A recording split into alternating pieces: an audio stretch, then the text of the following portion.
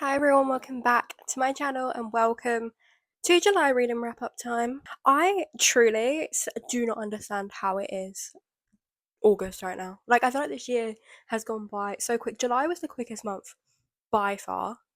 And yeah, I guess let's get to it. I don't know. We have got our lovely trusty iPads to help us remember the books I read this month because some of them genuinely were not memorable to me, but other than that, I think we're good. I read 8 books this month, which for me is quite an upgrade. I usually manage like 6, 7 on a good month, but like usually I manage like 6 books. I actually have any 5-star reads this month or whatsoever, which I feel like this just isn't going to be a good reading year for me. I don't know. I have hope for August.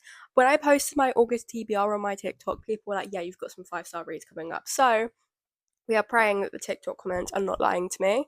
So the first book I read this month was Nymph by Sophia Montreux, and I rated this a 4 star. And honestly, this book was absolutely impeccable. Like, genuinely was the setting of this book, the vibes, the character. It's very much, if you've watched or read Call Me by Your Name. I've only watched it because Timothy Chalamet, but other than that, I haven't actually read Call Me by Your Name, but people really compare it to that, and by watching the movie, it is like a sapphic Call Me by Your Name. We're basically just following this like young girl who lives in Italy and works at her family's hotel, and she meets this other girl who's just there on like vacation or she's just traveling, and they meet, and you kind of just learn, like, you kind of see her from when she grows up, when she's like 8 to when she's like 16, and how she explores different romantic relationships. Honestly, just the setting of this book, take me to Italy, bring me there right now, because I was absolutely obsessed. I rated it a 4 star just because I think it was only like 200 pages, so it's not, I didn't connect with the characters too much, but I think for 200 pages they did a really, really good job. The next book I read this month is Fawn Bird by Elle Kennedy, and this was her first thriller. This is her thriller debut, and I gave it a 4 star. And I think, genuinely, I think she really killed it. I didn't guess what was going to happen. The ending had me absolutely shook. I was obsessed. I did really like our characters as well. Honestly, all of them I really connected to. Like, if this book had a sequel, I'd be reading. I also think I will just read anything Elle Kennedy writes. So that really, really solidified the rating. But it kept me engaged, which for a thriller is what you want. Um, yeah, I was obsessed. I really did enjoy it. I really enjoyed the characters. And there's not really much else to say. I don't think it's a predictable ending either. Like, I didn't guess what was going on. But yeah, I think in a good way, and it didn't really come out of nowhere. If you like, I feel like if I reread the book, I'd be able to like say, oh, was it here and here, and so, but like, yeah, I think it was a logical ending, but it did make a lot of sense. The next book I read is The Open Era by Edward Schmidt, and this is like heated rivalry, but make it tennis. And I'm not someone like, I don't watch tennis. I know nothing about it. I couldn't tell you how accurate this was in a tennis perspective because the only amount of tennis I know about is Carrie Soto's Back by Taylor Jenkins Reid. So that's all I could tell you. Anyway, we follow 2 tennis players who, one is openly gay and the other one hasn't come out yet. He's the world number 2, so he's very much scared of how it's going to impact his image, and we basically follow them as they're at the US Open. Yeah, so from this point onwards, basically my mic broke and I didn't realise, so I'm talking in absolute silence.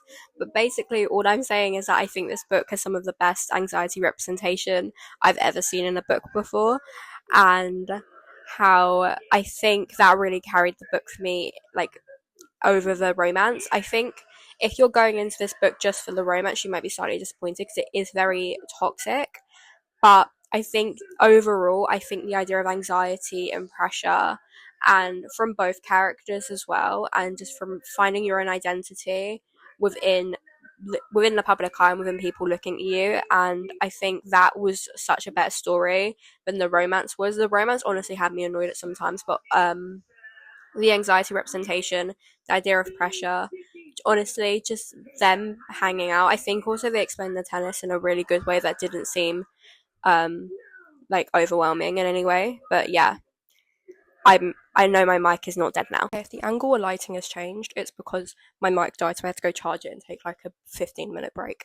Anyway, the next book I read was Five Survive by Holly Jackson, and I gave this a 4.5 stars. Honestly, Holly Jackson is a autobiographer for me. I'm going to read every single thing she writes, and there's no issue in that for me. Like, I'm obsessed with her writing. This is about 6 friends who go on a road trip for spring break. Their RV breaks down, and they're suddenly being hunted inside this RV by someone in the woods. My absolute idea of a nightmare. But Holly Jackson, she kept me engaged. I was scared at points reading this book, and I did not like the way that made me feel.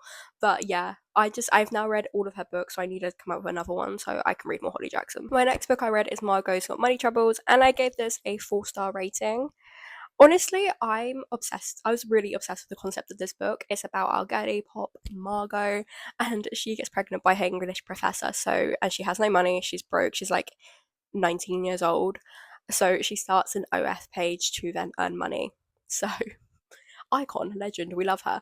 I think I really loved this book. It's a short book anyway, but the ending of the book felt incredibly rushed. Like, it feels like the problem got presented to us and the solution came within 20 pages, and I was like, wait, slow down. What happened? I really want to watch the show now and see how they kind of adapted this book and added things. I know they're doing a season 2 of the show as well, so I wonder how that's going to work, because obviously there's only one book, but I don't know. I'm quite excited for it. The next book I read is In Stormy Weather by Chelsea Cato, and I've read her DC Star series and absolutely obsessed. I love those so much. This book I gave a 3.5, mainly for the fact that I think I love the romance, I love the characters, I love the storyline. I know nothing about the weather, literally nothing. So when they presented and they talked about the weather and like storms in such great detail, to the point where I feel like my eyes were glazing over because I was that bored, because I had no idea what they were talking about, because I don't understand the weather. I think that was mainly the problem, but I think if you understand a bit more of the weather and can pick it up a bit more than I did, you would probably enjoy the book. But I just felt bored in certain points because I do not understand any grade of storm, hurricanes, Florida. I don't understand it. So the last 2 books I read this month, I did in my last reading vlog of trying to complete my July TBR. Spoiler alert, I failed. Anyway, the first one was The Someday Garden, and I rated this a 4-star. It was also my book club book of the month. And I think Ashley Poston has the most magical writing style I've ever read about. The way she sets a scene, gorgeous, beautiful.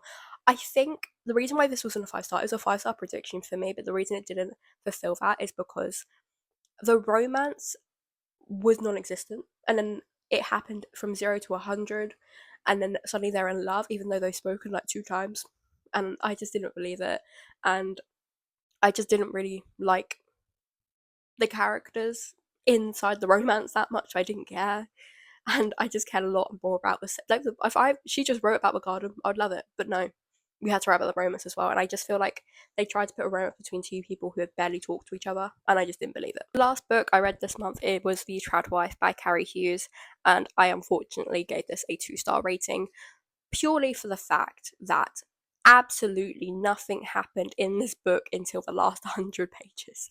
If you go watch my last reading vlog, you will see me have a crash out about this book. But the ending was amazing. Like, I think if that kept that same energy the entire time, it'd been great. So basically, we're following a girl called Melissa who has this obsession with a trad wife called Faith on Instagram, and she ends up getting a job offer from her, and she goes to work for her. But really, she kind of just wants to understand what's going on this farm, and why everyone's weird, and why her husband's a bit weird.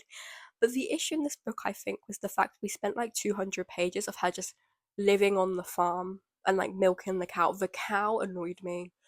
She milks this cow like every scene, and it annoys me. And I was like, why are we still hearing about the cow and nothing's happening? And in the last 100 pages, we were like, wow, so this is happening, this is happening, this is happening, and everything's happening. And I was scared. Okay, and the last 100 pages genuinely were some of the most amazing things I've ever read about. But until then, bored. Bored to death. Is the end of my July reading wrap up. It was a bit of a mixed bag. We had some 4 stars, we had some 3 stars, we had some 2 stars. We had no 5 stars though. So, but anyway, tell me what your favourite read of the month was in the comments down below, and I will see you in August for some more fun reading vlogs. for some reading wrap ups. I don't know what I'm doing. I have not planned my videos in advance, so you'll see me doing something though.